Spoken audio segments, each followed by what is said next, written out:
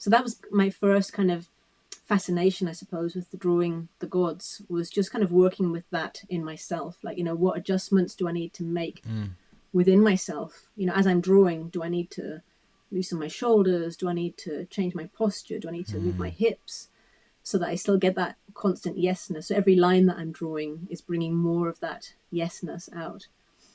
So that was the first point. And then as I started drawing more and more of the gods, I started to also look into researching and exploring more. And I didn't know much about any of the gods either. It wasn't a mental thing that I Okay. thought I'm going to draw the gods now.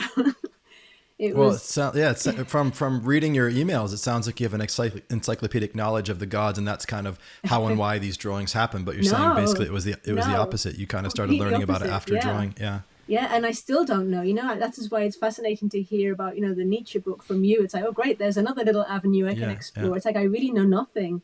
I still know nothing. I still know like a tiny amount about the ones that I'm drawing. But what I found was, as I was drawing, images or symbols or iconography would come into the drawing that I got that yesness feeling about, and I'd be like, well, what the hell is this? What does this mean? Should this be in the drawing or not? Like, what is it? So then I'd go and do a load of research and see if I could find some kind of historical documents or any kind of mythology that supports what I was drawing. And then it also became equally fascinating. It's like, wow, there's all these stories out there that I had no idea about previously. So they became compelling in themselves.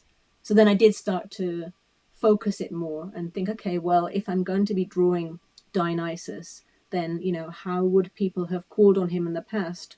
What would his invocations have been? How would they have called him into their lives? What offerings would they have made? What practices would they have done? So I started to learn more about it, but each time it's been led by the drawing, really, like demanding of me to learn more about who is coming, who's coming into being. So it's this ongoing process of discovery, really, and I still feel like I say, I know not very much at all about any of them, and I'm still learning more even now as I carry on my relations with them, even years later now after drawing them. Yeah. How do you choose the models? Is it the god comes first and you try to find somebody who you can that matches what you're seeing, or is there a model that you come across and that inspires the drawing of a god, or is there both? I'm just curious.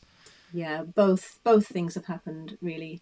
So Yeah. sometimes, I found a few models via social media, which, there are quite a lot of artists models who have their own pages and their own accounts on social media, and they'll post things. Or just totally randomly, like in my Hermes drawing, it's just a random image that came up on my Instagram feed. And when I saw it, I was just like, I just kind of heard the words like, that's Hermes. Immediately, that's Hermes. And I Wow. just kind of knew that's him. And so thanks to modern technology, I was able to contact the guy and say, hey, do you mind being my Hey. model for Yeah. Right. do you mind being my model Right. for this Hermes thing? But I've told these kind of stories in other places. What's often amazing in those kind of situations is that then I find out that the people I contact have got their own connection with the particular god or Oh, goddess that I'm amazing. working with. So the Hermes model, he's always felt this kind of like mercurial connection, and he was considering having the caduceus, the twined snakes and the wings tattoo. He was considering having Hermes symbols tattooed on his body even before I met him. So he was like, well, of course, Wow. I don't mind modeling for Hermes because I feel this too. Yeah.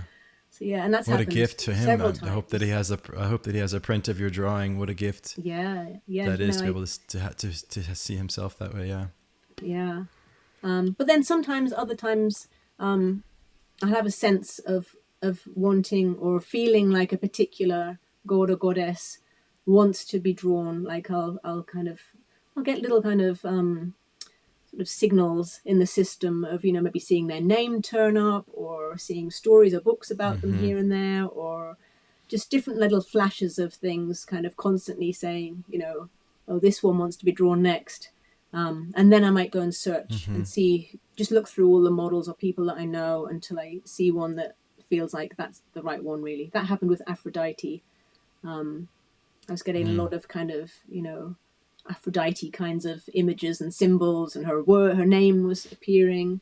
And then I looked through, and again, it's that yesness feeling. I was looking through my images and looking through who I knew, and I saw this picture of this beautiful model.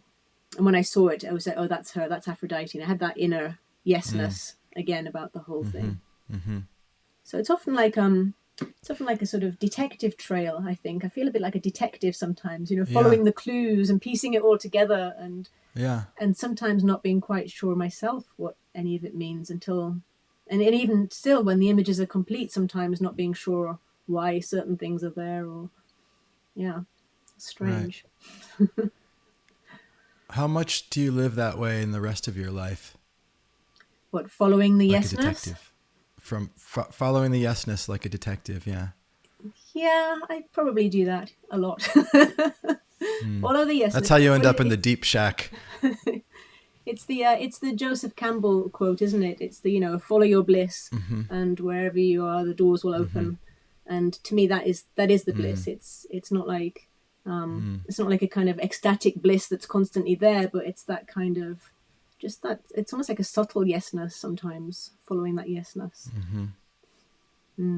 Have you ever, because you're a mother and you've got 2 kids, 2 girls do you have? Or Yeah, 2 boy? daughters. 2 girls? 16 2 and daughters, 13. Okay, wow. Yeah, my boys are 5 and 9, but we just had our good friends from England here visiting, and their daughters are now 17 and 19. So I've watched them grow up from 1 and 3 till now. So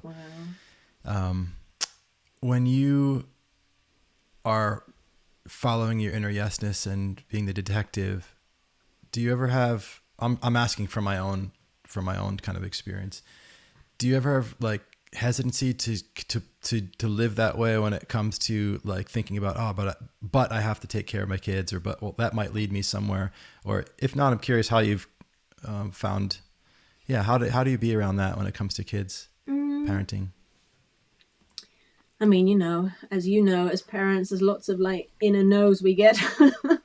Never mind yesness. There's a lot of inner no about parenting, stuff that I really don't want to be doing. I'd much rather be, sitting at my desk doing my drawings. But generally, I think generally, in the wider scheme of things, I think I do still do that. And we do still end up doing, things that look a little bit odd from the outside to people. I homeschooled them for, till my eldest daughter was 12. She was homeschooled in the woods, and there was a lot of pushback, from family and people about that, and people who didn't quite understand. And it just felt so for what we were doing, for where we were. And so I think and of course I teach them the same thing. It's, to me, it's like a stronger position to be in, for them to know their own yes, and to not be, especially now they're teenagers, to not be swayed and persuaded by what everybody else is doing, but to really learn to feel and to trust what their own, not only their own yes, but also their own no, which is really important in teenage years. Like, where is their no? Because they need to know how to not only feel that, but to embody it. And I've explicitly taught that to my girls, show me your no. And that's great. And when they have done that, which is equally difficult to live with, when they're doing their full no to me, then obviously you've taught them and now they're doing it with you. Exactly. So it's kind of it's a delicate balance, isn't it? Because you want them to really own that and to be able to embody their no fully, and at the same time they've got to be easy to live with. There's certain things that I just don't want them to do, no matter how much they're doing their full no with me. But also I think it's about respecting that when they do go into their full no, I have actually backed down sometimes, and okay, fair play, you really know yourself in this moment, and I'm going to go with that. But yeah, it doesn't make for a peaceful life sometimes for me.